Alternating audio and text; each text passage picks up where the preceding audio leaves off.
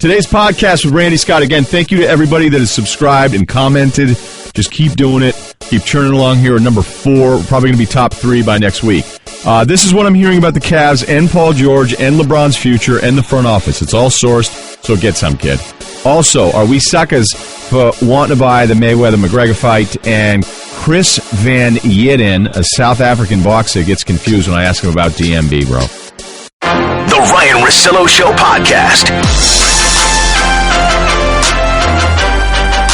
Randy's going to have to watch himself today with all the rejoins because he just started doing it a little bit, and he got busted last time he was in studio. Randy Scott, the Russillo Show on ESPN Radio, where you were really feeling the music on the way back in. You didn't know we were on cam, and you know what? You like, man, enjoy yourself. Just neck roll chair dancing. That's what it was. That's right. What it was. No overbite. I held that in check. And then somebody busts you, they replay the video, and then they circle your movement on it. Yeah, that was tough. But that was a good video a tough work. Look. Yeah. And then somebody retweeted it, somebody on the show.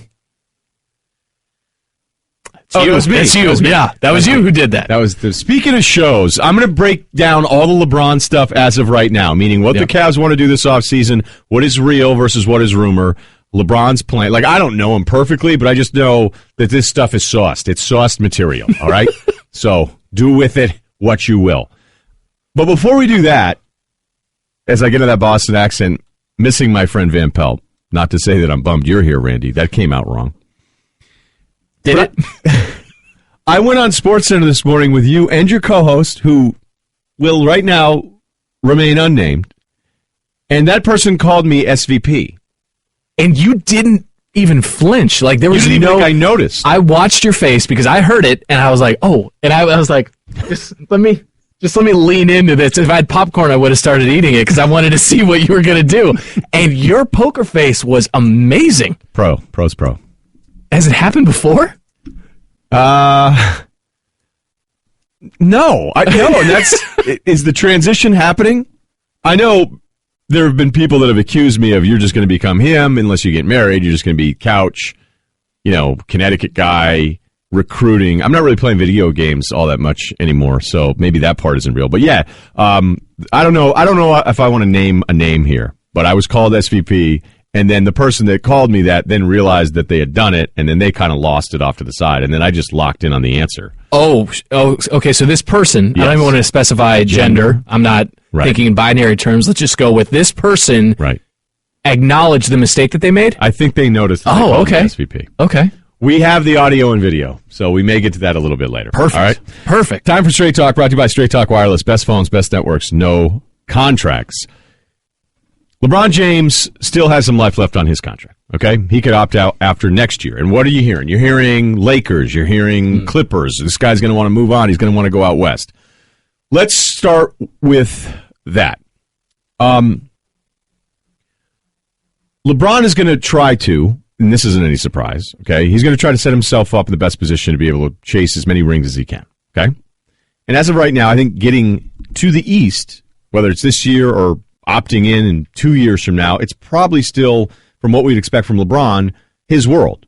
Could you give me 2 years? Will you give me the next 2 years? Even though there's all sorts of unforeseen things that could happen. Golden State's going to go to 10 straight finals. Like, I don't think that kind of stuff is going to happen. But I think right now it'd be fair to say the next 2 years, if LeBron stays with the Cavs, they're going to be able to get to the East. I think we established earlier this week it depends on where Kyle Lowry goes. But yeah, it's probably yeah, it is. It's LeBron's, him back in the show, LeBron's conference, for the next 2 years. Okay, so I believe the Paul George stuff. I had been told that they would kick the tires on this, and it has made the rounds. And I don't know if it's making the rounds from source stuff or if it's just like, well, what would happen? And Paul George came out. Like, what was he saying today? George said, we're close to catching the Cavaliers in the Eastern Conference. Wow. Yeah, he said, he didn't Love say the confidence. He didn't say we're a player, we're this, we're that away. He just said we're close. We're close to the Cavs in the East. His claim was we gave them the toughest series of the postseason outside of the Warriors.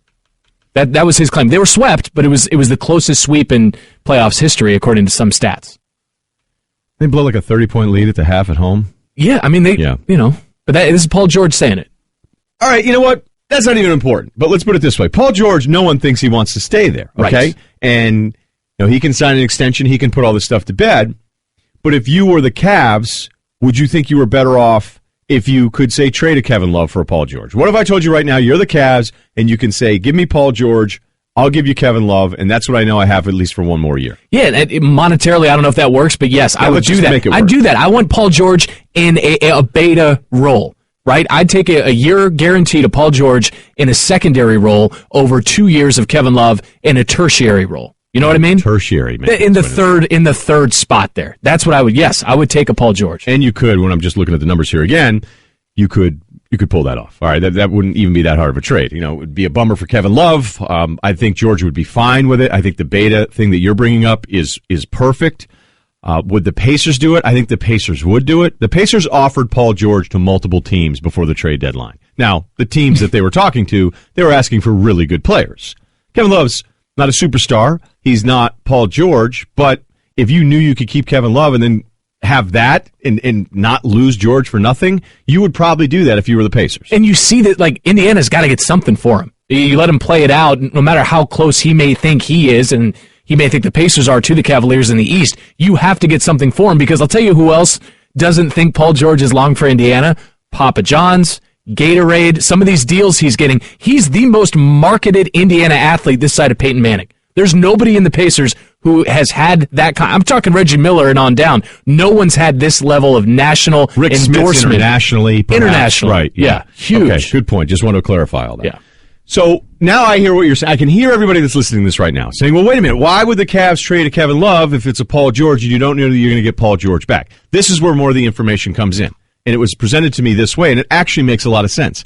Kevin Love is under contract, under Cleveland's control, for only 2 more years. He has a player option after 2 summers that he could pick up and stick around, but the way this money is going right now, Kevin Love probably opt out of that if healthy and decide I'm going to move on.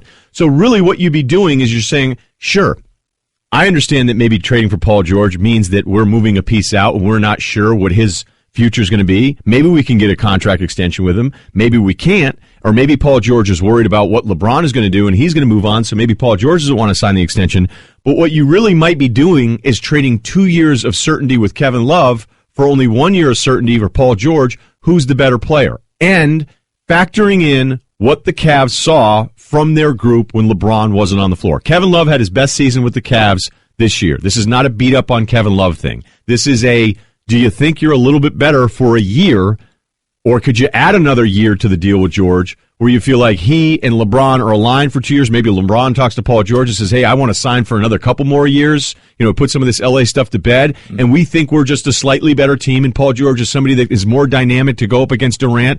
And it's not Kyrie and Love, it's Kyrie and Paul George. And this just makes us a little bit better. When it was explained to me, and as I say it out loud, like, that's not a crazy thought process at all in the NBA. Like, that actually would make sense, especially when you know that Love could opt out in 2. I know this information is less than probably an hour old for you, but, like, are you getting, or do you think we will get people so firmly entrenched in the Kevin Love camp that they'll be like, that's ridiculous?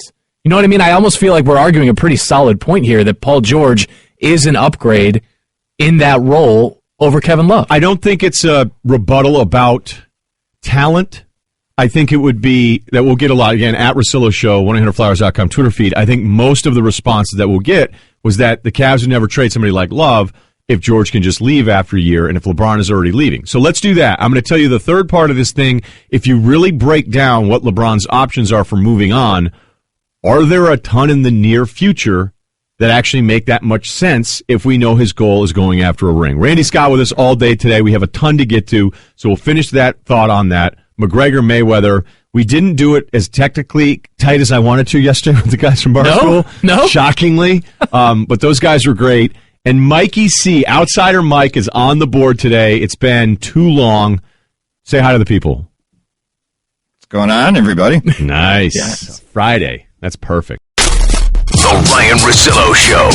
Russillo. Randy Scott in studio for the entire Friday of today's show. Russillo Show on ESPN Radio and ESPN News, presented by Progressive Insurance. All of our guests on the Shell Pennzoil Performance Line. Want to remind everybody, though, that if you are using Progressive Insurance, you can save hundreds on your car, business, or recreational vehicle insurance from a local independent agent. Go to Progressive.com today. Now that's Progressive. Chad Ford has a real shakeup that he's reporting. He's not saying it's a lock that it's going to happen, but there's a chance that who we all thought would go number one, Markelle Fultz of the Celtics, may actually not even happen. So we're going to talk to him in about 15 minutes. But to finish up the LeBron thing, if we take the entire time here with it, fine. It doesn't matter.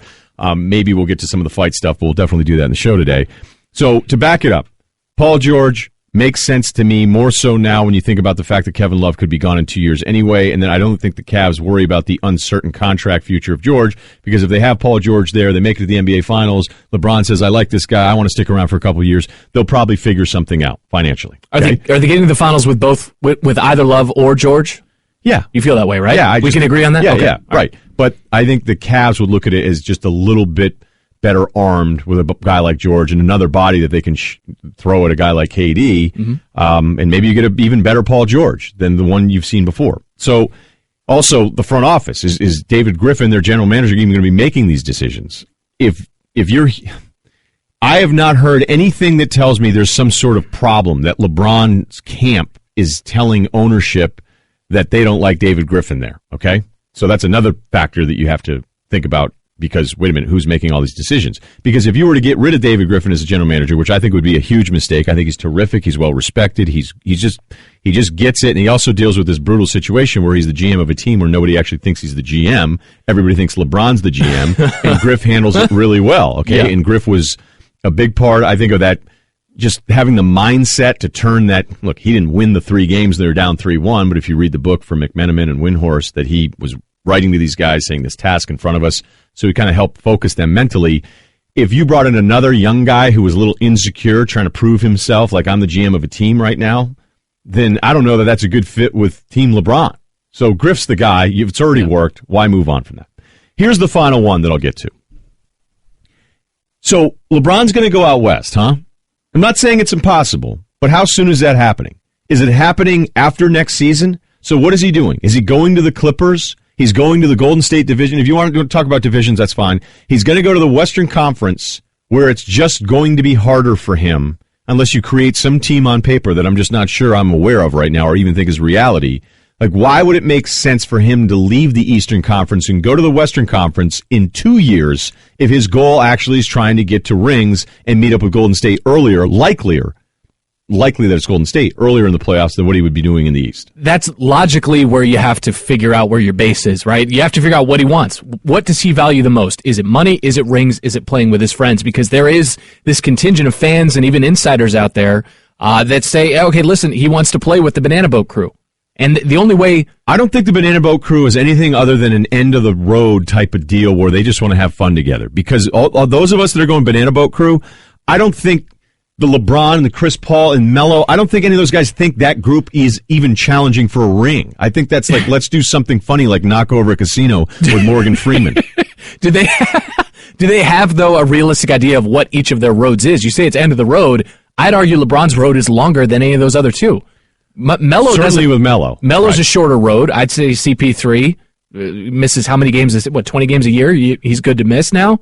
Like, I'd argue that road is shorter. LeBron is the longest road left in that group. I'm not even saying, I'm not on Team Banana Boat. I'm not saying that's what he values. I agree it's rings, but there are people who say, where does he want to lose to the Warriors? Because if he goes out west, Western Conference Finals. Stays in the East, Finals. But either way, he's losing. Right, that's a really good point. Like, if you are Team Banana Boat, which I think is a great phrase in itself,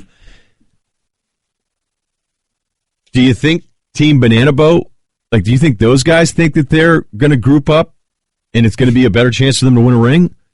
Like, I don't think LeBron would do that. I don't think LeBron would go, you know what, these are my friends. I choose friendship over over ring opportunities. He might do that at 37. Yeah. You know, but is he doing it now? Like, he's not doing that now. No, he's not doing it now. So what about the East? Is there a place in the East? Would there be a place where LeBron would opt out a year from now where he would go in the East? Well, he's not going to the Celtics because he's just not. All right? Like, he put that one to bed forever. 100% on logically, that's sound. The Knicks? All right, so you want to play in New York? Now? Like, you think LeBron wants to be with the Knicks in 2 years with Phil Jackson or whatever is left of what they've done there? Now, the weird thing about the Knicks is that Porzingis continues to be who we think he is. They get a few pieces back from Melo, which I think they trade him for almost anything at this point, and they nail it with this year's draft pick, which isn't as high as, you know, they would hope to be in the lottery. Like, maybe there'd be a couple things in place, but you think LeBron wants to go deal with that? You think he wants anything to do with Phil Jackson after the posse comment? Right. Okay. Phil Jackson's out of New York before LeBron gets there. Would Maybe, you argue? Isn't yeah. there just one more guaranteed year of Jackson in New York? The option that he exercised? No, I understand. You know where it is? I mean, I think, are you gearing us and leading us toward Miami, or is that just because that makes the most sense? They just had all that cap money come off with Chris Bosh. Mm-hmm. Could Paul George be part of a package deal since they both come up at the same time? One more year of LeBron, one more year of Paul George. You're right then, but it is LeBron and then who else? Gordon Hayward and Goran Dragic. Am I even saying his last? I always mispronounce Goran's last name. Dragic? The Dragon? Sure. That's all right. We're close enough. Is that? I mean, that's a good foursome. You got a point guard, but what you're doing though is you're already making up 75% of the roster. Like I'm not saying you're wrong for this, but you're assuming Gordon Hayward goes there this year, that Chris Paul opts out, he goes there too, and then LeBron, after what do we got? Another year, says I'm opt out and going to Miami. That one at least, okay, if you want to do all these moving pieces around, okay, that one makes more sense because I don't think the Knicks thing is there. The Boston thing certainly isn't. And then the West has Golden State. The point that I'm trying to make through this whole thing is that with Woj saying it's LA, and Jalen Rose saying it's LA, it just may be, I'm not saying anybody's wrong. It just may not be happening nearly as soon as the hysteria, the coverage of this has been for the last few days, as if it's one more year in Cleveland and then he's out. Like Dave McMenamin came on with us and said he's not retiring there, but I'm just not, based on the information that I got this morning, today I don't feel like LeBron is opting out after a year and already packing up for the West Coast. My argument would be Paul George factors largely into this. He really does. He's as much of a basketball on-court piece as he is a recruitment piece to keep LeBron in Cleveland. Because it gives LeBron what he wants, right? LeBron would have to sign off on George. Sure. It gives LeBron what he wants, so it's a further demonstration, whether it's Griffin or not, that we'll give LeBron what he wants, we'll put a winning team on the floor, and hey, why not stick around? We're going to try to convince Paul George to do the same. And that's the beauty of how this stuff works. Man. Because if you got a Paul George, who's probably more obtainable right now when you talk to league people about George versus a Jimmy Butler, and you go, all right, well, now we got Paul George. Let's see how it goes this year. And that's what I think we miss when we talk about Golden State and how dominant they are. Yes, they're dominant. On paper, it's insane. When they're healthy, you almost want to give up. But what if Durant had been hurt? The way I thought, when it first happened, Golden State, Durant, they all thought they were done. You have two superstars out there who have injury histories, right? I mean, ankle injuries, foot injuries, they're not things that get better over time, over the life of an NBA career. I don't care if you're on the right side of 30. That's two guys who could go down. I guess anybody could, but those two could go down at any time they have before. It's not a lock. That's why this, we sent out the pre-show email, Cerruti did, and it was over under 2.5 Warriors titles with this group, and I'll take the under on that. From today? Yeah. I know it seems like everybody would take the over. The safer bet would probably be the under. But there was a time, too, when Golden State got this thing rolling in that second season where we were doing segments going, has LeBron's championship window closed? And guess what? It didn't. He came back that year, beat him.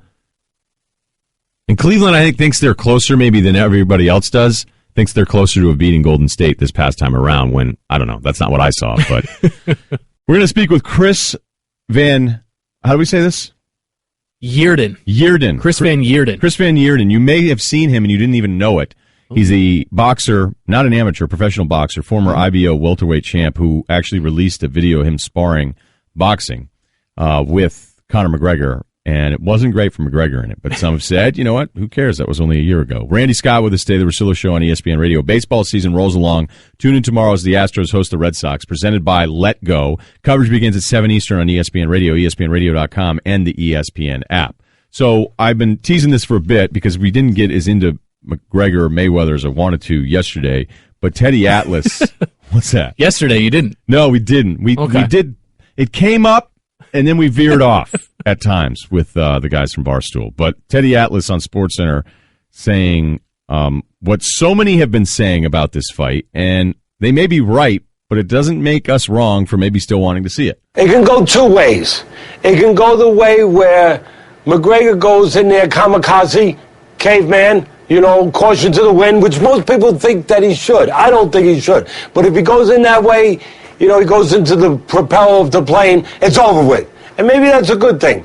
But if he's contemplative, if he's patient, If he waits, guess what? Floyd Mayweather, I love him. He's great, but he doesn't make the best fights in the world. He takes the air out of the ball.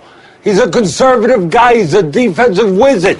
So if McGregor's a little careful, it could stretch it out a little bit, and that would be... That's him snoring at the end. He also went on with Van Pelt 2 nights ago and said that he'd worry that McGregor would go in there going, I have no chance of winning, so I'm going to knee you, elbow you, and then get on top of you and just tag you and get disqualified, and that way I'm still the champ. We know that that's in the contract, that he loses a ton of money if that happens. Very smart of you to point that out. So, Le Batard, the graphic says sucker's paradise. A sucker's paradise for this fight. Nice. Coolio. You know what? Let's hear from Le Batard. This is sucker's paradise. We're already hyping this fight for free all over ESPN and everywhere else. And this is the American consumer and sports fan at his most suckerific.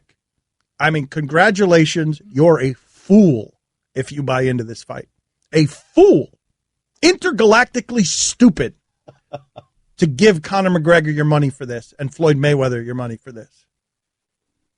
Randy? Why? Why is it stupid if you go into it, eyes open, head up, and you know what you're going to get? You know what I mean? Like, no one's expecting Wolf of Wall Street here. We're expecting, I can't even say the word. Weekend at Bernie's 2? We're expecting Caddyshack 2. Like, we're expecting Ace Ventura. Like, we have low... Wait a minute, first Ace Ventura? Listen, the first one, did you expect anything from that? Well, no, but then I enjoyed it. And it over-delivered, and maybe this will.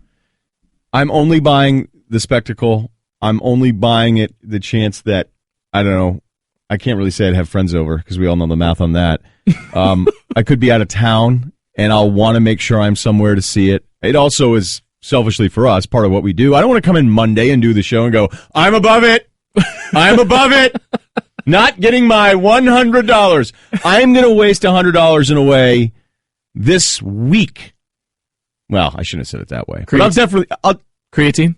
That's not a waste. I said I will waste $100 in some other way that'll be far less rewarding than spending my time watching. And why is Le Batard, like the sucker's paradise thing? Like, I get his point. He is right. But why is it ESPN's fault? Like, what are we supposed to not talk about the most newsworthy item of the entire week? Above it. Won't do it. Reds bullpen. Segment 2, not McGregor Mayweather. I am a journalist and a fight aficionado, and I do not want anyone to think that I could stoop to that level of paying for a circus. Like, these people need to get over themselves. Like, and this isn't even really directed at Le Batard. Like, Jeremy Schaap did this thing and said it was as if Arrieta would play quarterback for the Pats and then throw against an NFL defense. Or... it's not that. I saw the same piece, and we ran in our show, and we had similar... Usain Bolt swimming against Michael Phelps? That was one. Nope.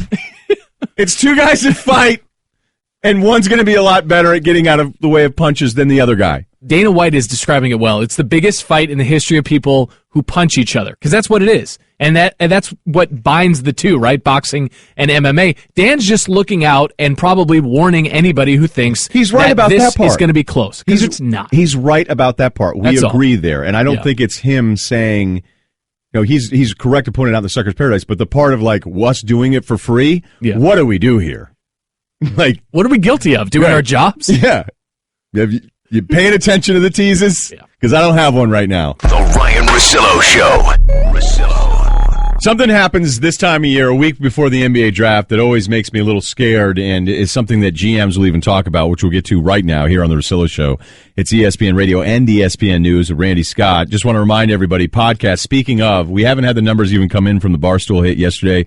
We were now number 4. The Russillo Show is now number 4 on iTunes, and it'll probably go up even higher after this week's tabulation. You're welcome.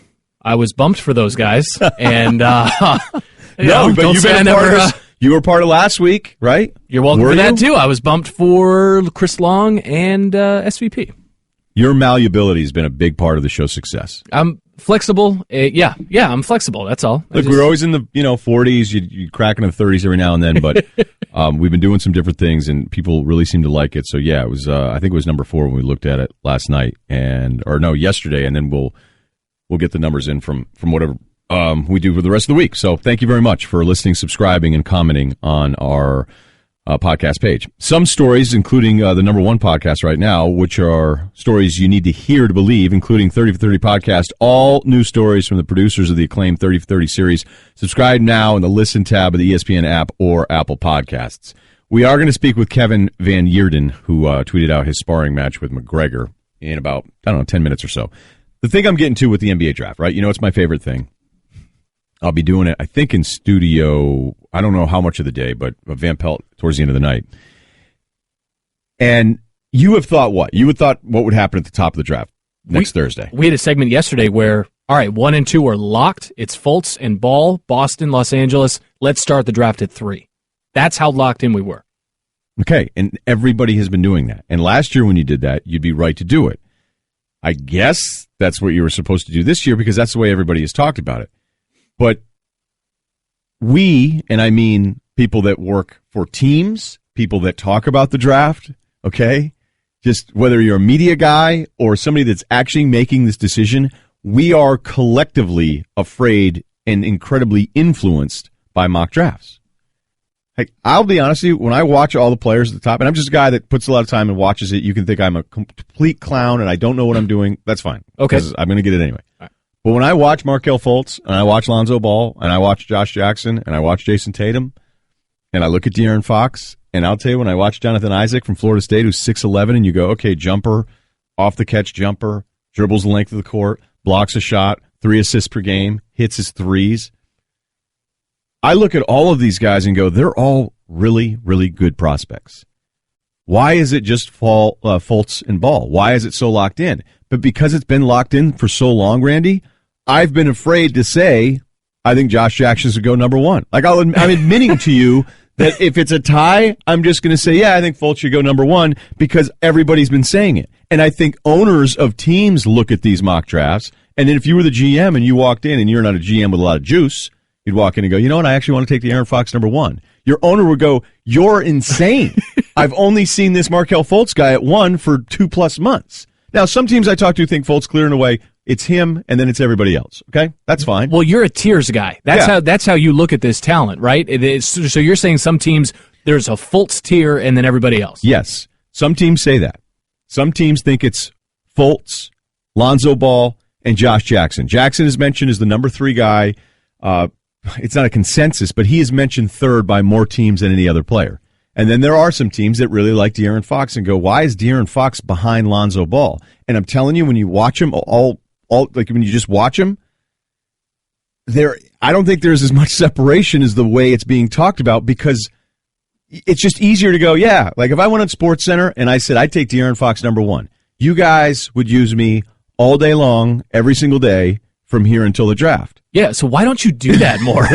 Why don't you? I'm not ready to sign off on that kind of thing because Fultz is the better shooter than Fox, but I don't think there's that big gap. But I think everybody starts repeating what everybody else has said. Like the Lonzo Ball thing that all of a sudden now he's open to talking to other teams, that should be a really big sign, even with the second workout, that, hey, maybe I'm not locked in here at number 2, and I better get my medicals to some of these other teams so I don't have a bad night next Thursday. Okay, why is this surprising to us when this is sort of how media has been for the last year, right? Like you hear a rumor about a pizza place in D.C. and it just becomes fact to a lot of people, right? So you hear 1, 2, you hear Ball at 2 and Fultz at 1. And it's sort of, what's the pizza analogy? I don't want to get into it. It's a political thing. I'm treading in murky waters. But like people hear these stories and they're like, I don't need to verify that. I've heard it enough places. I've seen it enough places, and they take it as fact. And that happens in sports, of course. It's happened in sports for forever. So of course it's happening now. But last year, look, I get what you're saying, but last year, Ben Simmons, Brandon Ingram were 1, 2. And you weren't going to run into anybody else that was going to say that. This year, it's being treated the exact same way. We have players 3, 4, 5, and 6. Which we didn't have last year. We didn't have those guys last year. So the tier last year was Ingram, Simmons, and then everybody else. Are you saying that there's a Fultz tier, a Ball tier, a Jackson tier, and then you get below it? Or are you saying that that's 3 tiers or just 3 players? Well, yeah, I mean, are you saying each of those 3 guys is in its own top tier? Their own top tier? Let's go on what teams say, okay? Because I think that's what people care about a lot more, is that it's either 1, 2, and 3 in the first tier, Fultz in his own tier, or it's 1 through 6. Again, Isaac, Tatum, Fox, Jackson, and Ball and Fultz. And that's why I'm kind of doing this now and talking about it, that if we're here at next Thursday and the Celtics don't take Markelle Fultz, people are going to act like it's a complete shock. I could say I'm a little surprised, but there's surprise and there's just what the hell are they doing? It would be treated as what the hell are they doing, and all you'd be doing is going, well, wait a minute, why are you questioning it so much? Because you just read it for 2 months? Okay, the fact that Danny Ainge is at the top of this draft, that has a larger, that domino might as well be a checker in terms of this game, because he's a guy who is... Is he playing chess while everyone else is playing checkers? He's so good. He's so good at misinformation. He's so good at talent evaluation, and he has his own set of values in terms of what he looks for in a player, right? I mean, we had Chad Ford on last hour who says that. So it's this draft is unique in that respect as well. The Jackson thing, because he's 6'8", because he does more things than just a slashing scorer. Some of the guys that are just slashing scorers, you go, okay, if you don't have the ball in your hands every single time, then you're not going to really be able to do much. And I think Jackson is more than that, and because he's that big. But he's not a shooter. Even though the numbers are okay, the free throw numbers are terrible. And when you look at his shot, it's so out in front of him, it's a little weird, where Fultz is this guard that everybody wants now, this guard that can stretch the floor and shoot from three. I'd be surprised if Ainge went with the non-shooter, but he's done it before in the face of toughness with a guy like Marcus Smart. All right. Okay, when was the last time we had two guys among the top tier who had jump shot, aesthetic questions? Because Lonzo Ball's jump shot is ugly. It goes in, and that's what Chad Ford said. It goes into the college level. Last year, your number one pick is Simmons, and you go, all right, do I love his shot? But I'm saying two of the top, two of this tier, two guys who could go. I mean, would you be out of your mind if you saw those two go in some semblance of the top three picks? Doesn't sound like it. Sounds like that's what you expect. And Ball went in the top three? If Ball and Jackson, two guys with jump shot questions, and how that translates at the NBA, would you be stunned if they went in the top three? It doesn't sound like it. No, Sounds not like at all. You project that. When was the last time we had that? I'd have to go back and look it all up. Study the tape. The Anthony Bennett Oladipo one. There you go. Oh, Oladipo. Cerruti, you going to stand by and let him besmirch Oladipo like that? Yeah, I'm all right. Okay. He's okay with the jump shot. I'm good. Jump shot criticism. Not on Magic anymore. You're listening to Love Advice with Leanne. Caller, you're on the air. Hi, Leanne. Long-time listener, first-time caller. Why, in your professional opinion, do you never take my calls off the air? Is this Carl? Yep, it's Carl.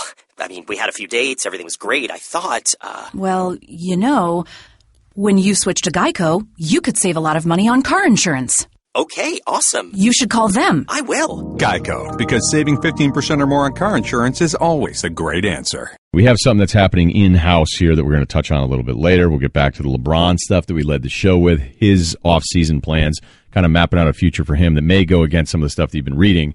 But one of the biggest news items from yesterday, just the continuation of the coverage and excitement of Floyd Mayweather and Conor McGregor.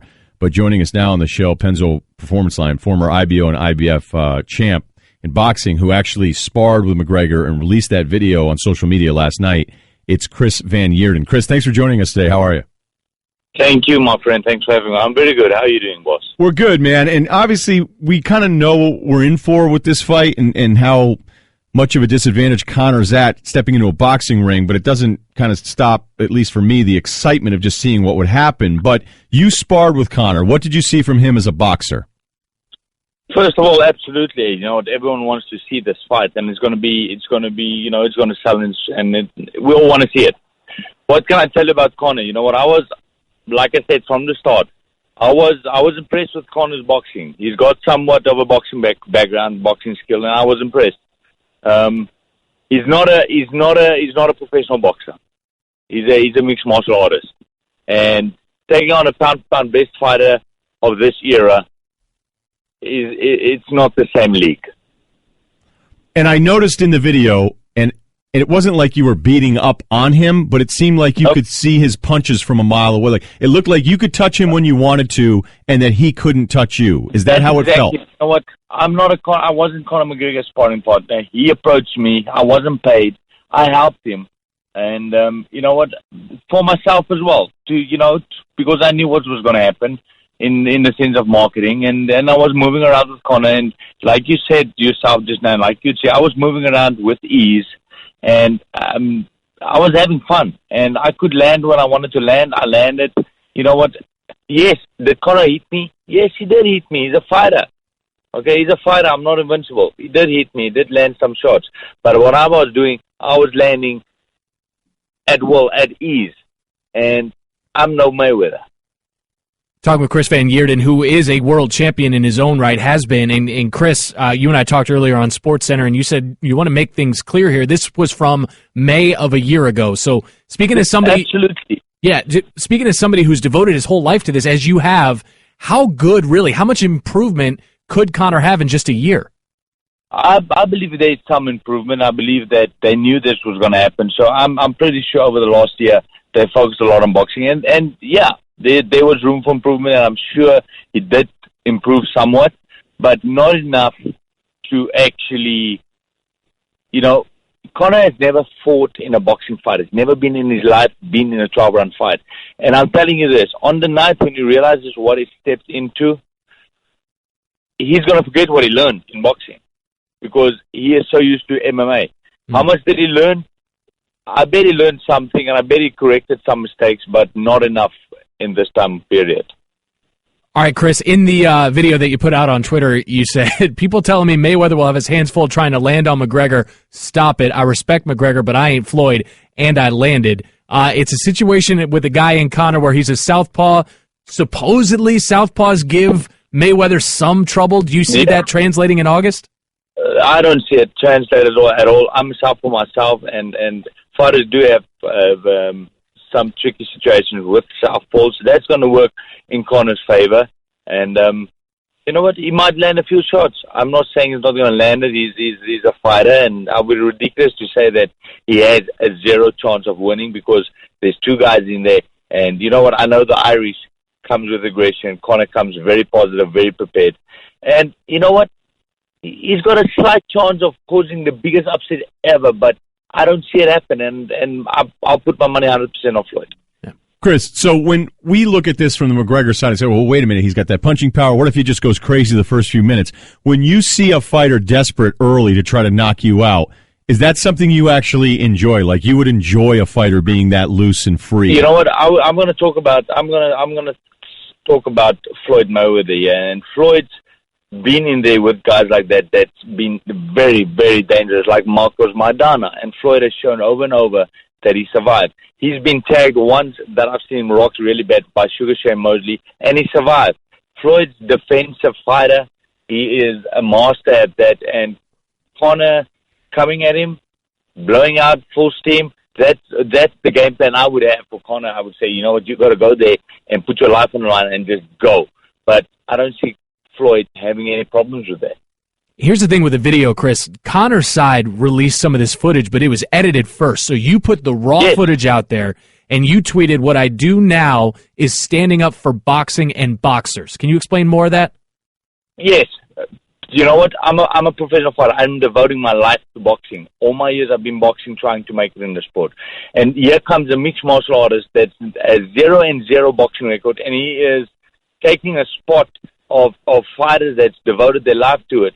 And this is the platform where I stand up for boxing and say, now, let me tell you straightforward. A mixed martial artist that's never boxed in his life will not compete with a professional boxer that is at the top level. And I stand up for boxing, speaking to boxing, and making it clear and showing that a boxer is in a different league in a boxing ring compared to a mixed martial artist.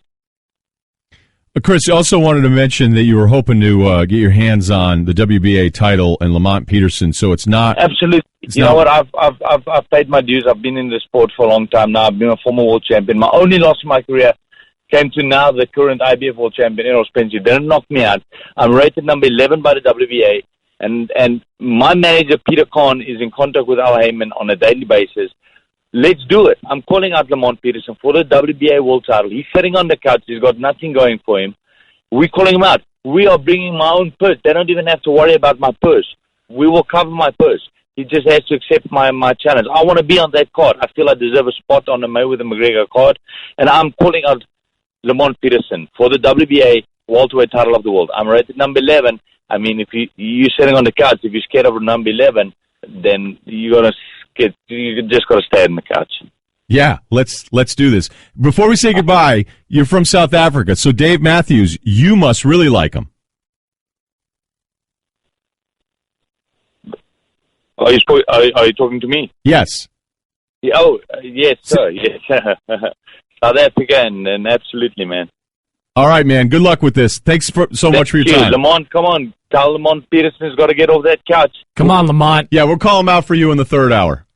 There we go, boss. All right. Chris Van Heerden. You saw him in the video going up against Conor McGregor. Doing whatever he wanted in that video.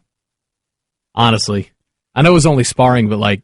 Well, I'm not disagreeing with you. Yeah, he's in the red. You can find the video. It's at... What's Heerden's Twitter? It's at the Heat... At your boy TC Fresh. No, it's at the Heat 001, and he's in the red trunks. We got it on ESPN News right now. The red headgear, rather, and he's getting home on... He's got Conor against the ropes repeatedly. The Ryen Russillo Show. Russillo. Before we do any of this stuff, we just spoke with Chris Van Heerden, and his nickname's The Heat, if you didn't know that. The Heat. Yep. I like that. I wish my nickname was that. I wish I had thought of that before he did. Now if I do it, everybody's going to be like, you stole that from that guy. He's got a highway patrolman's mustache, too. Like He's an amazing guy to look at. Physical specimen. He's a no officer, I wasn't speeding type of look to him. So he lives in Santa Monica now. Gosh. Probably hangs out at Del Frisco's Grill right there. You know, he's got a spot. Maybe Shay J's late night. But he was born in Johannesburg, South Africa. South African. Right. So that's where Dave Matthews was born. So I thought there'd be a connection. Now, I understand Dave moved. He moved, like 2 years old? I loved it when it was happening because... Oh, I loved it, too. I think he blamed it on that he couldn't hear you, maybe? Oh, yeah. Okay, you're talking about the interview. Yeah. No. When Dave was happening... about weed again. All right, Where's my 8-minute musical interlude? I like Dave Matthews. I went to go see him again not that long ago. It was sort of an accident, and then it happened. I was like, I'm glad I'm here. I'm enjoying it. I liked it. I liked it when it was happening. Favorite Dave track? Do not say Digital Underground. I don't know. One Sweet World, maybe? Yeah. Tim Reynolds? Builds. Right. Yeah. Okay, so we asked Van Heerden about, I thought he would really like him because they're from the same hometown, South Africa. Not everybody's from South Africa. Small world. Before we say goodbye, you're from South Africa, so Dave Matthews, you must really like him. Are you talking to me? Yes. Yeah, yes, sir. Yes. South Africa, and absolutely, man. Bad question? Like you were talking to, like, I'm also from South Africa, right? Like you were talking to somebody else who just so happened to be from South Africa. Are you talking to me? The pause was 5 seconds. That's a long pause in radio. But I think it actually worked. Ooh. I think it was a good pause. Crying. It felt longer. It felt like a longer pause. Michael Bolton, you must really like him. All right, so that didn't work. But we'll have him on again after who's he going to fight? Lamont Peterson. Yeah. All right, there we go. Russillo Show, ESPN Radio, presented by Progressive Insurance. Outsider Mike has been with us off and on at times. Apparently, I have to do a smoke break interview with him. I don't have to smoke, do I? What are the rules here? No, you don't have to smoke. I just have to go out there by the dumpster where I smoke and interview for like 90 seconds. So you're going to interview me while you smoke. Right. When are we doing this? Whenever you're free. Is it an actual dumpster? Oh yeah, like right around the corner here. You've been by there. Yeah. Okay. You probably don't spend as much time there because you don't smoke. I don't smoke. No. Although I did see an ad for those stand-up desks where they said sitting's the new smoking, which sounds kind of bad for me because I've been sitting here. Then what does that make smoking? I don't know. That seemed like it's a good tagline for an ad, but it seemed like a lot. Like sitting's the new smoking. Sitting's that bad for you is what you're saying? Yeah. I mean, look, congrats on your stand-up desk, but still. Like, so the rest of us sitting, looking at you standing up at your workstation, we're all going to die? Do you want to do the rest of the show standing? No. What if the national anthem is played for the rest of the show? I sat during it yesterday, but that's because I was hosting. If you're not driving, you have to stand. If you're driving the show, it's understood. If you have progressive reads and stuff, then they're like, okay, it's cool. Troops understand. So, Mikey, you are always in a quest for more fame. It's pretty blatant. And just give us the backstory of what's happening, what's going on, because I'm not really even sure. So I do this Sunday morning show with Stu Gatz and Mike Golick Jr. I work on it. What's it called? Weekend Observations. What time does it start? 7 a.m. to 9. How often are you late for that show? It's a group effort, but we all kind of just roll in right as the show is starting. It's a group effort. Stugatz is the best when he wakes up, boy. You can tell. Yeah. Okay. All right. So the lax crew. It's very, very unbuttoned, right? Yep. So, I don't know. They gave me this segment called Smoke Break where they want me to talk to these celebrities outside while I'm having a cigarette. I've had Barry Melrose. He's the biggest celebrity as I've gotten. Yeah, I'm not topping that. But that's yeah, you are. You're bigger than Melrose? No. Come on now.